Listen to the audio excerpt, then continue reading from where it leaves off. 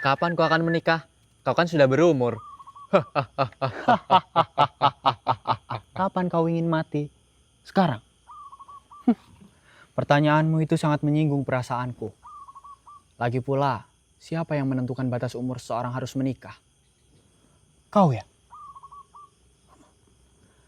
Sebenarnya apa kepentinganmu melontarkan pertanyaan itu kepadaku? Tentu saja demi kebaikanmu. Demi kebaikanku atau demi kebaikanmu? Kau ingin menjebakku masuk ke dalam persoalan yang sama sepertimu ya? Kau ingin aku bernasib sama sepertimu ya? Aku emoh.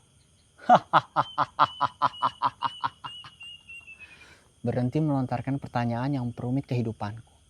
Atau kau akan lenyap.